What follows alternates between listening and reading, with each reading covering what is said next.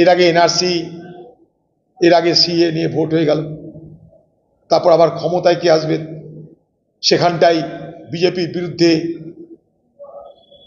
বিরুদ্ধে নির্ভেজাল পার্টি নাম টিএমসি, সেটা প্রমাণ করার জন্য দিদি তৎপর হলো। বাংলায় ভোটের বিভাজন হবে এবং এই বিভাজনের লক্ষ্যে আজকের সরকার তারা একটা পক্ষকে বাঁচিয়ে তো রাখবেই, তাদেরকে আরো শক্তি দেবে, তাদেরকে আরো প্রাসঙ্গিকতাও দেবে। এটা মনে করার কারণ নেই যে বিনা পরিকল্পনা এগুলো হচ্ছে।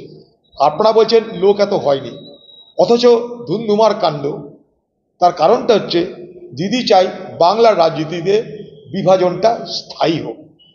দেখুন, এটার লক্ষ্য হচ্ছে দিদির একটাই, এই পশ্চিমবঙ্গের রাজনীতিকে বিভাজন করা। বাংলা কথা সহজ, আপনারা জানেন। ওখানে নরেন্দ্র মোদী কি বলবে তার রিয়াকশান পশ্চিমবঙ্গে হবে।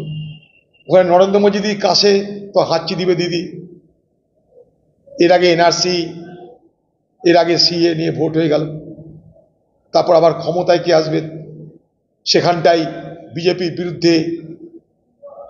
বিজেপির বিরুদ্ধে নির্ভেজাল পার্টি নাম টিএমসি, সেটা প্রমাণ করার জন্য দিদি তৎপর হলো।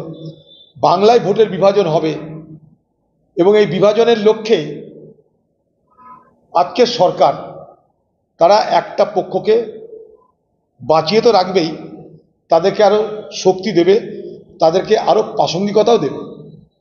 এটা মনে করার কারণ নেই যে বিনা পরিকল্পনা এগুলো হচ্ছে।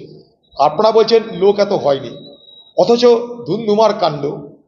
তার কারণটা হচ্ছে দিদি চাই বাংলার রাজনীতিতে বিভাজনটা স্থায়ী হোক। এই বিভাজনের মাঝখানে উদারপন্থী ধর্মনিরপেক্ষ শক্তি যেন প্রবেশ করতে না পারে। এই লক্ষ্যে এই বিভাজন রাজনীতিকে স্থায়ী করার জন্য এইসব পরিকল্পনা, এইসব লোক দেখানো অনেক কিছু আপনারা দেখতে পাবেন। বাংলার মানুষ এগুলো দেখে অবাক হবেন না।